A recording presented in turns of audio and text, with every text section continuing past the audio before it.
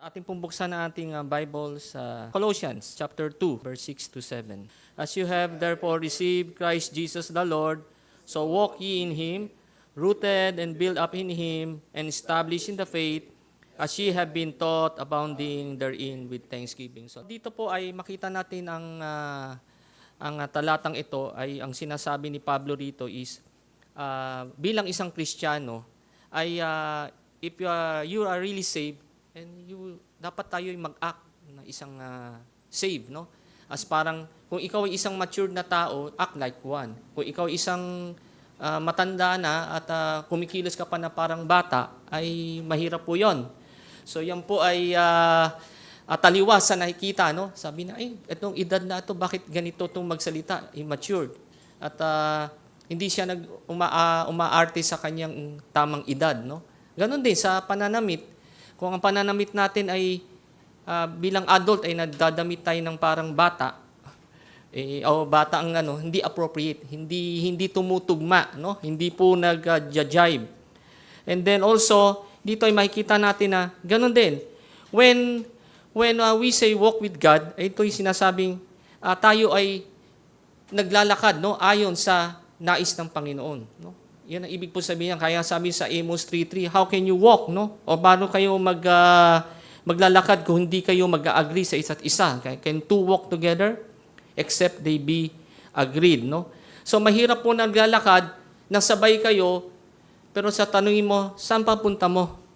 North. Ikaw, south. Paano ho ba magsasabay yung dalawa kung magka-opposite po ang So it's impossible, no? So makikita natin dito na walking with God means, ibig sabihin lamang yan ay dalawa, lang po yan, no? Ibig sabihin, pag tayo naglalakad, we have the spiritual life already, no? Tayo ay talagang tunay na ligtas. Kasi ang makakagawa lang po ng isang walk, ng tunay na naglalakad ayon sa salita ng Panginoon, sa kalooban ng Panginoon, ay yung tunay na ligtas. Hindi ho mangyayari na magkakaroon ng walk with God kung ang isang tao ay hindi nag-agree sa bawat nais ng ating Panginoon. Especially sa ating, lalo na, may walang relationship sa ating Panginoon, how can they walk together? So dito ay tutunghayan natin, no? Sabi nga dito, walking with God means we never lost in darkness or in sin. So, ibig sabihin din natin mga ngapa, dahil we have the spiritual life already, we have the eternal life. Sabi nga sa John 8:12, sabi dito, di ba? Then spake Jesus again unto them, saying, I am the light of the world. He that followeth me shall not walk in darkness, but shall have the light of life. So kung wala ang liwanag sa isang tao, o walang tunay na liwanag na dumapo sa kanya, then hindi ho niya makikita yung liwanag na yan. So he shall continue to walk in darkness, no? And then ganun din po. Sabi din pangalawa is walk in newness of life. So pag isang bilang Kristiyano, ay we have the newness of life. Sabi nga sa Romans 6:4, ay sabi dito, therefore we are buried with Him by baptism into death, that like as Christ was raised up from the dead by the glory of the Father, even so we should walk in newness of life. Okay, another thing, and then also we can walk in obedience. So sabi sa 2 Corinthians 10:5, casting down imagination and every high thing that exalted itself against the knowledge of God, and bringing into captivity every thought to the obedience of God.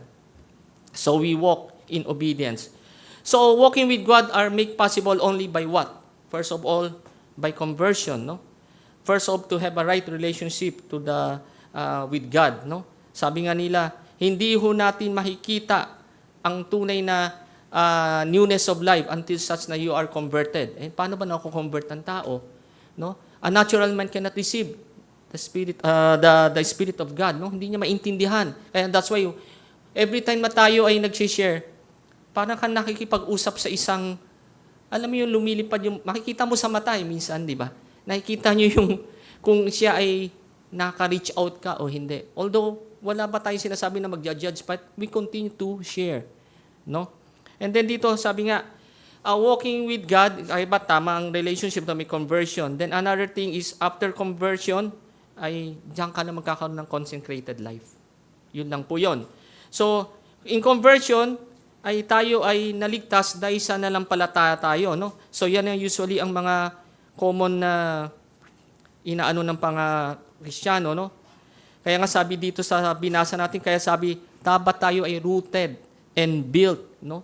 So dito nalalaman natin sa bilang conversion that God gives eternal spiritual life. It never been by our own self. So ito ay the process of regenerated life, no? Tayo ay binigyan ng spiritual life. Kaya nga lagi minsan ang sinasabi, ano ba nauna? Life or faith? Sabi niya, faith or life? Life or faith? So diyan ay nagkakaroon po ng clashes, no? Pero sa totoo lamang, if God will not give us the spiritual life, then we will never understand yung gospel, no? Sabi nga rito nauuna dapat ang spiritual life. Sabi na iba hindi, dapat faith. So ang reality po, God first give us the spiritual life, and then followed by faith, and then followed by justification life, no? So ang sabi lamang ng iba ay hindi kasi ganito. No. Ano ba talaga nauna? Well, marami kasing sa tawag dito sa pag-aaral, no? Kaya may term natin yan. Pag chronological speaking, as far as time is concerned, sabay-sabay po yan. Chronological. Pero logically, mauuna po talaga ang spiritual life quickened. Sabi nga sa Ephesians 2:1 yan. And then faith, and then justification life, no? So, faith. So, that is given to us. Sabi nga sa Ephesians 2:8 and 9, for by grace are you saved through faith, no? And then number 3, yung nga sinasabi ko, a justified life or justification life. You are declared righteous by paying of one for the guilty one, no? So, yan po yan. So, after conversion, what we'll see in that person? And then yun na po magpa-follow yung newness of life. Yun po yung consecrated life. Yun po yan po yung sinasabing you can now walk with God. Because may tama na kayong relationship. Dahil never po maiintindihan po yan ng hindi po nabigyan ng kaligtasan, no? So walk, ibig sabihin ko, consecration. So yan po yung manifestation. Yan na po yung makikita yung tawag na nakikita na sa buhay mo, nagmamanifest na. Mahirap po kasi yung sinasabi ng isang tao na isang bagay pero taliwas na nakikita mo. Hindi, mahirap po yun, no? Yan na po yung tinatawag na practical side, no? Sabi nga, knowing alone is not enough. We must be a doer also. Kaya nga, dyan na po nagkakaroon ng yung sinabi ni James, na you should be, show me your faith and I show you my work, di ba? So, nandiyan po yung pumapasok na marami nako-confuse. Dahil sa mga panahon ngayon, it's easy to say, I'm a Christian. Kasi wala namang tabak na haharang sa'yo para sabihin, Kristiyano ka. Noong panahon na yun, subukan mo sabihin, Kristiyano ka. Malamang, either pugot ang ulo mo, o ikaw ay makukulong, o ikaw ay mabubugbog, o ikaw ay mape-persecute. No? So, ngayon, sa panahon ngayon, it's easy to say I'm a Christian, pero nakikita ba ang buhay ng isang Kristiyano sa atin, no? So, even though ang isang tunay na Kristiyano, ganun din, no? Dapat ay nakikita rin sa atin. Kaya lang kasi nga, sabi nga natin, ang buhay Kristiyano is a continued struggle, a battle. So, if we will not feed our spiritual, then, yun nga mangyayari, no? Walang makikita sa iyo na gaanong spiritual na or manifestation. So what is walk with God?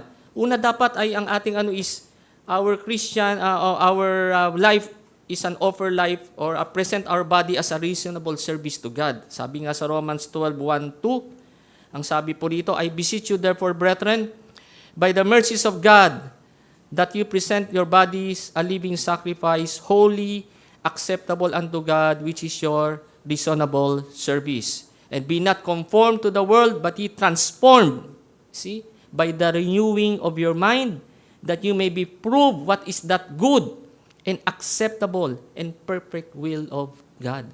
So, yan po ay magpapasok sa isang taong tunay na kinilusan ng Panginoon. Sabi nga nila, ang tunay na kinilusan ng Panginoon, unang-unang basic na makikita natin, no, ay ang Pag ito ay na-transform na renew niya, unang basic makikita nyo is yung church life. Hindi mo na kailangan haguhutin na hihilain. Mag-church tayo. Tara, mag-church. Every now and then, tara, mag-church tayo. At matik. Matik because meron ka ng spiritual life. Buhay na eh. Pero pag patayan ako, kahit anong hila mo riyan, mahihila mo nga. Pero napipilitan lang. Pero wala ka makikitang na something na sabi mong may kusa. No? Alam ko lahat ng mga tunay na Kristiyano o karamihan sa atin na experience yan. Na dapat pag ikaw isang tunay na Kristiyano, unang-una talaga nakikita ang basics dyan ay ang church life. Makikita mo yung ikaw ay regularly nakaka-attend, hindi mo pinapalampas, uhaw na uhaw ka sa salita ng Panginoon, gusto mo matuto. That's what's happened to us all. No? Ako nga minsan ano sa sarili ko, sabi ko, paano, parang pagbabalikan ko yung dati kong life, no? And then yung kailan ako naligtas, ay sabi ko, parang ang bilis ng panahon, pero how do I, di ko sinasabing sobrang dami kong alam, pero how do I have nakuha yung mga nalalaman ko presently? It's because that is the grace of God na gusto kayo, parang kang sponge na gusto mo umabsorb na umabsorb. Eager ka malaman, matuto kung anong mga dapat matuto. No? Para ikaw ay, sabi ko nga, pag alam mo ang katotohanan, hindi ka basta-basta madadala.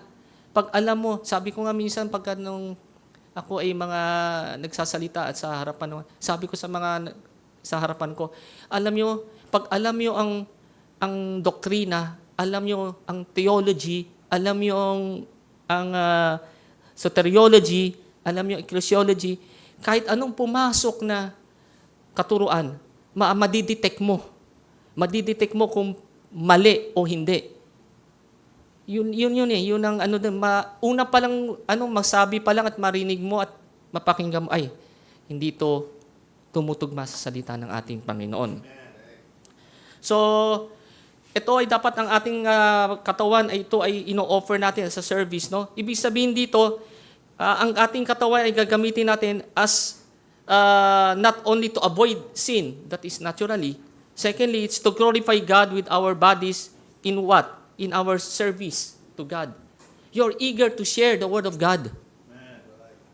Hindi mo pwedeng dito lang. Eager mong ilabas ang nalalaman mo. Naalala ko dati, nung ako'y bagong saved, alam mo yung, kahit saan gusto mong sabihin na i-share, maski hindi ka marunong, maski hindi mo alam kung paano. Dati ang alam ko, pagka alam ko pa nga, pag nag-share, sabi ko, mag-pray ka lang ng ganito, tanggapin mo ang Panginoon, masisave ka na. Dahil that time, basic eh. Pero as you go on, hindi ganun ang niya, natanggapin mo or what. You got to let the person know why are you accepting Christ. Why do you need a Savior? Ano bang meron? Bakit saan ka iniligtas? Ano ba ang kahulugan ng kaligtasan? Kasi pag sinabi ng kaligtasan, merong danger, may panganib. Kung lalapitan mo lang dahil gusto mo pa pumunta ng langit, lahat naman ng tao ay gustong pumunta ng langit. Number 1 yan. Kasi sabihin natin, gusto mong pumunta ng langit. They want heaven, but they don't want the king. Ayaw nila ang Panginoon. Gusto lang nila yung makukuha. Pero ayaw nila yung namumuno. So walang kingdom na nangyayari. A kingdom is composed of what? A kingdom is composed of a servant and a king. When there is no king at puro subject lang, walang kingdom. Kung when may king, wala kang subject, wala ka rin kingdom. So it's composed of two, subject and a king. So kaya nga sabi ko, pag ang gusto lang ng tao ay kaligtasan, ay talagang mabilis po sa alas 4 yan. Ay gusto kong kaligtasan. Pero ay naman nila, hindi mo naman makita yung kanilang buhay. So kaya nga, how can they walk with God if ganon? And also, andito sinasabi rin na inseparable, no? Ang Lord and Savior. You cannot na Savior lang na without Lord. Dapat dalawa po yan, Lord and Savior. Faith and repentance. Laging hindi ko pwede maghiwalay ang dalawa. And then another if you want to walk with God, then you must study the Word of God or doctrine to be grounded. Sabi nga, di ba, dito sa binasa natin ay rooted, grounded, established in faith. Yan nabasa natin sa verse 7, di ba? So dito sabi, we study God's Word or doctrine to be grounded and have a better Christian living. O katulad nga ng such a theology. Pag sinabi kasing theology, alam naman natin, study of God, di ba? Yung kanyang kanyang attributes. If you know the attributes of God, then you can understand anong nangyayari. What is happening? Let's say, nakikita natin, naku, kawawa naman, nagkaroon na aksidente, daming namatay. Meron mga umiiyak, Panginoon, bakit nangyari ito? Kung hindi sana umalis to, sana hindi nangyari yan. Pero lahat po yan ay under the control of God. If you will know the providence of God, and then you know na lahat is under the control of God. Even the storm, even kung saan tatama, yan ay part of the sovereignty of God. Sovereign ng God, gagawin niya kung anong gusto niya. We cannot question. Kaya hindi mo pwedeng questionin ng Panginoon din. Kaya if you know your theology, you know God, you will not question God. Kaya pag rooted ka, you will be more matured, you know how to handle. No? Makakatulong yan. Kasi pag wala yan, tapos mahina ka pa, ano ba mangyayari? Ewan ko lang, baka lagapak na, salpak na, hindi mo na alam anong gagawin mo. Okay, so dito ay rooted, grounded, so that we can be, we can be a warning or maging, tawag dito, sa false teachers, no? Ito ay tayo ay maging tumayo sa mga false teachers o mga false teaching, no? Then to makaka-avoid tayo ng walking in error, sabi. Error we should consider, no? Maraming error na nangyari, katulad na lang po ng error na wherein kay Cain, na inoffer niya yung fruit offering. Kung pinanindigan niya yung katuruan na sinasabi ng Panginoon, hindi siya nag-e-error sa pag-o-offer ng fruit. Ganon din naman kay Moses, striking the stone twice. No? Not once, but twice. Hindi naman po ganon ang sinabi ng Panginoon. Pero kung alam niya ng Panginoon, nagkakaroon pa rin ng error, hindi niya na-strike ng twice. Also, Saul taking the office of the priest. Di ba?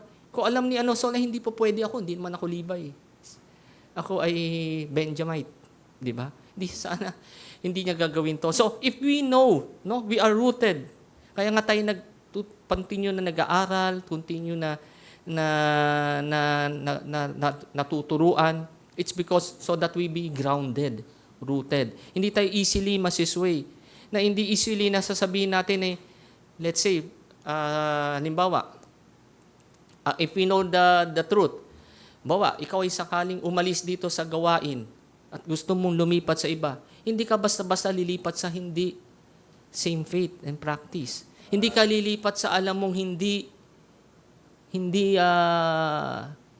sovereign gracer, hindi may tamang perpetuity ng church, alam mo kasi rooted ka. Alam mo. Kahit sabi mo malayo yan, pero alam mo yun ang tama, doon ka. Kasi alam mo, hindi ito malapit practical na lang tayo. Ito yung economical doon ka na lang lumipat. Ito lang kapitbahay ko lang. Ito lang, sa isang kanto ko lang, isang sakay lang. Ito isang layo-layo.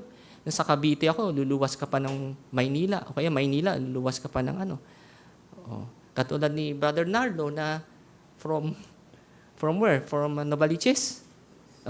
Babiyahe all the way here. Kasi pag alam mo kung ano yung true church, doon ka. Hindi ka pa pwedeng basa-basa, baptisto.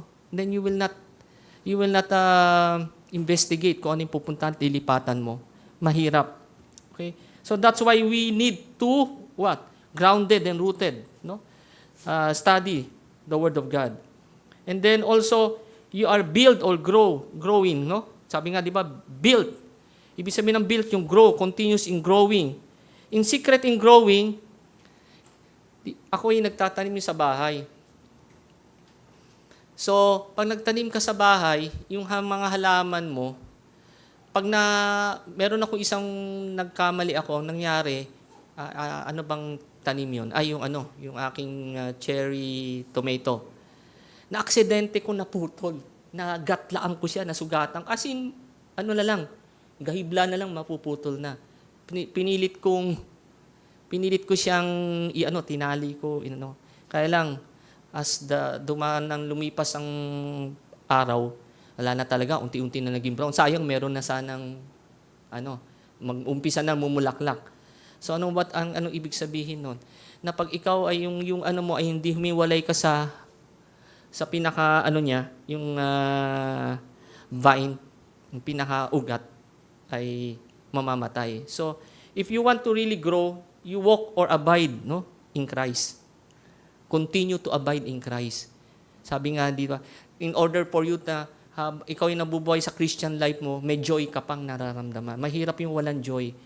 Katulad ni David, nung siya ay nawalay o na nagkaroon ng hub sa kanyang Christian life, nawala ang kanyang joy. Kaya nga ang prayer niya, di ba, restore to me the joy of my salvation. Okay, so, yun, So, we must learn to walk and abide in Christ. So, paano? Nandiyan po yung daily reading, devotion, feel the nearness. Ang maganda nga rito, laging ang madalas na kasama mo ay dapat Christian. Kasi mahirap pag hindi. Ako nga, live pala tayo, Meron kayo nanonood na taga-office namin. Kasi sabi ko, bakit ganon ka ako? Ako, alam ko ako'y Christian. And then, meron ako nakikitang Christian. Kaya nalulungkot ako. Gusto ko silang, dapat kung meron dapat mas magkakalapit. Ay, hindi ko naman sinabing iwasan mo yung lahat, di ba? Meron kung sino may yung mga close na tao, dapat yung mga kapwa Christian mo. Kaya lang, baligtad eh. Parang ang turingan parang, maski nasabi mo galing sa ibang although galing ka sa ibang church, alam mo Christian kami, save. Kasi alam ko, mga Baptist ibang Baptist nga lang. Parang gusto mo pero parang, wala parang baligtad, parang umiiwas. Diba? Ikaw naman gusto mong, ba't ganun ka ako? Parang, di ba, maganda sana mga kapwa Christian ang magkakasama doon, although magkakaiba tayo ng church. Pero bakit parang iba? No? Parang stranger pa. Nakakalungkot, malalaman, Christian to. Christian ka rin. Tapos, yun. That is my self, na dapat, pag nalaman, dapat excited ka, ay, Christian ka, Christian din ako din. Magkwentuhan tayo tungkol sa, kaysa mapagkwentuhan nyo pa, pagkausap mo, siyempre, hindi kayo makapagkwento ng, kasi ang bungad nun, mag-umpisa ka pa lang ng Bible, maghahanap na ng magpupulasan na yan, o kaya, susunod, di mo na yan, mahihirapan ka, di alam nilang, pag ikaw ilalaw, ay, mag-uusapan yan, lang. So, yun, yan ang experience natin yan ang pero, kailangan yan kailangan na, bilang isang Kristiyano, ay you exert para ma-share ang Word of God. Doon sa office, pero yun, pag-pray natin, maski sa atin lahat, sabi nga ni Pastor, nakakasalumuha niya bibigyan niya ng tracts, niya. And yun talaga dapat Yun ang talagang ating trabaho. Sabi nga, bakit ka ba nabubuhay sa mundo? Nabubuhay ka sa mundo is not really to please yourself, but to please God. Yun ang talaga Kaya that's why, mahirap na, kung ikaw ay tunay na Kristiyano, mahirap na mararamdaman mo yung lungkot pag ikaw ay nawawalay, napapalayo. Kaya ikaw ay nawawala sa track ng walking with God. Ay mararamdaman mo parang may malaking kulang, may malaking vacuum na kailangan na maitama mo. Wala yung saya. Bilang Kristiyano, alam natin, nandiyan yung hirap. Kasi sino nga naman ba ang matutuwa? Mag-share ka ng Word of God.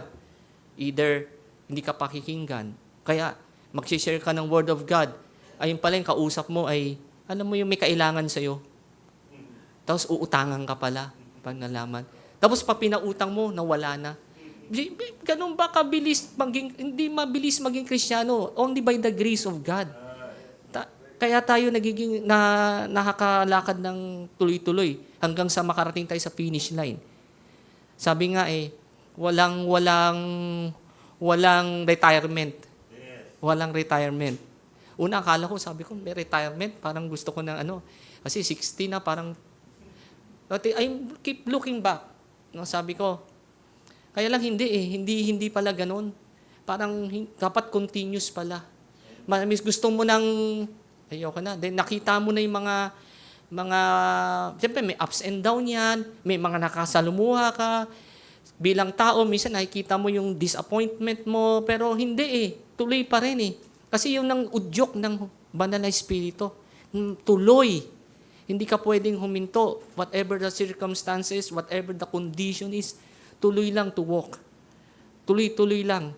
Hindi pwedeng huminto, hindi pwedeng tumigil. Dahil pag huminto ka, tumigil ka, ikaw pa rin ang talo Ikaw pa rin ang makakaramdam ng hindi fulfilled, walang joy. Okay. So, walk and abide in Christ, no? And then give yourself to the Lord or surrender or yield our life to Him. Ibig sabihin, lahat ng mga kalooban niya, yun siyang masusunod, no?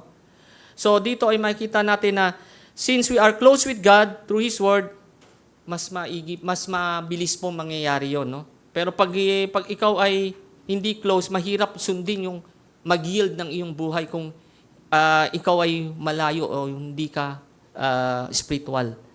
Ang tendency niyan, bawat decision mo, you will not consider what God's will is. Ang consider mo lagi is kung ano yung gusto mo. Kaya ang plano mo sometimes nagfe-fail kasi nga hindi mo naman sinusunod. Ang pinagpe-pray mo lagi yung gusto mo. Kaya nga 'di ba, thy will be done. Pag nag-pray tayo, ang masusunod pa rin ang kalooban ng ating Panginoon. Diyan pa rin ulit papasok yung theology ng sinasabing God's will. Ng kalooban ng Panginoon. Hindi ka pwede mag-pray. Kung ikaw nag-pray at sinagot, ibig sabihin God's will 'yan. Pag hindi, wag kang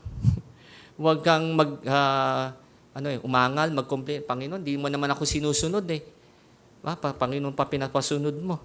Ito, ang Panginoon na masusunod. Kaya pag nag-pray ka, ihanda mo yung sarili mo sa prayer. Kung ito ay kalooban ng Panginoon, so be it. Thy will be done. Pero pag hindi, thy will be done pa rin.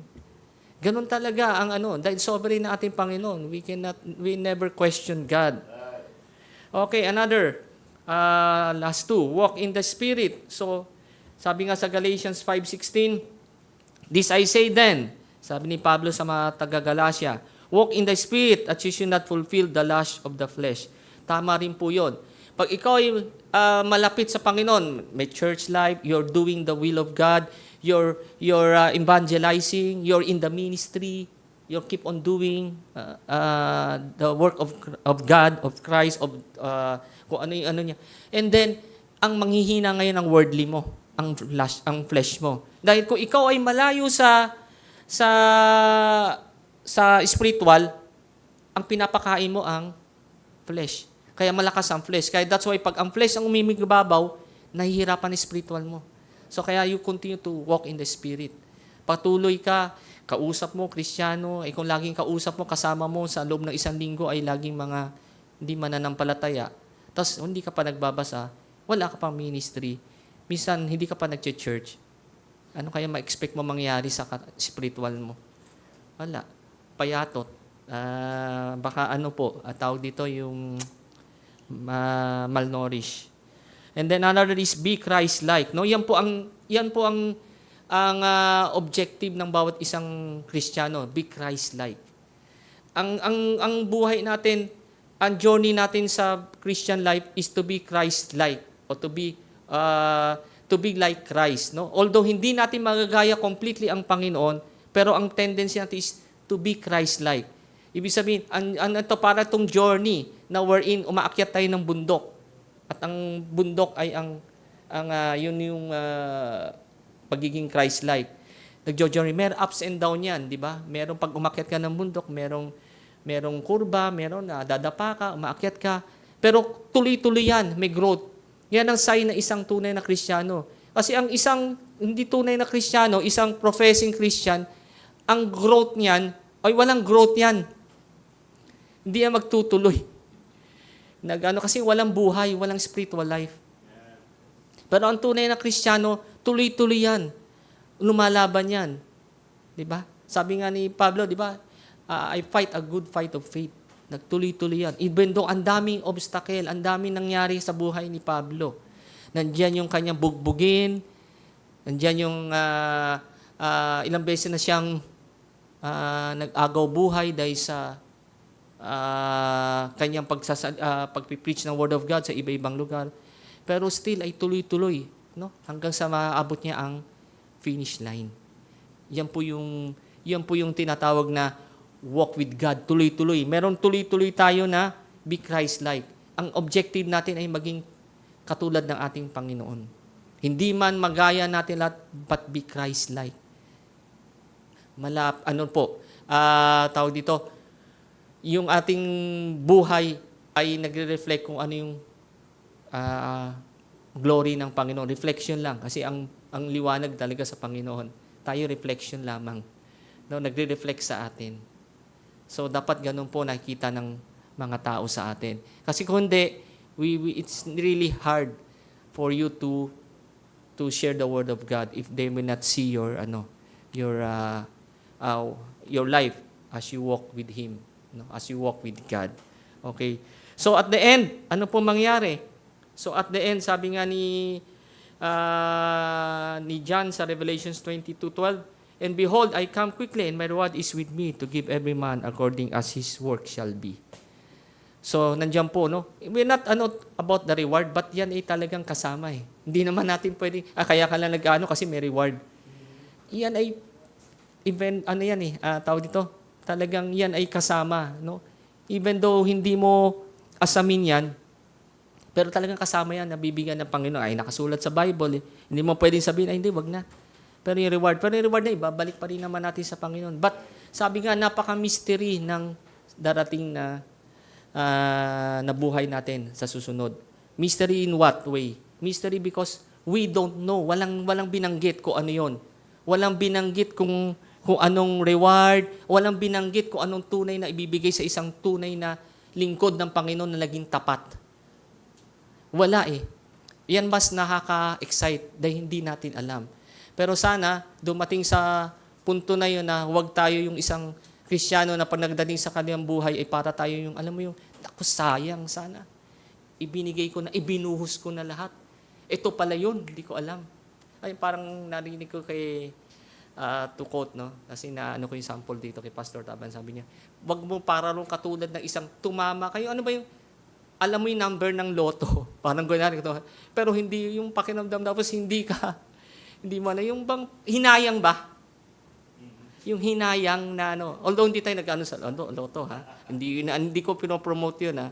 Pero ang inaano ko lang yung bang yung pakiramdam ng mga taong 'yun na mga ganun, di ba? Yung nahinayang ka na sayang, sana ibinigay ko na lahat. Wag sana tayo umabot sa ganun na maghinayang tayo pagdating sa kabilang buhay. Bakit hindi natin binigay ng best natin? Because we didn't walk with God rightly. Okay, so yan lang po may share ko mga kapatid at purihin na ating Panginoon sa kanyang salita. So tayo ay mag-close sa prayer. So let's pray.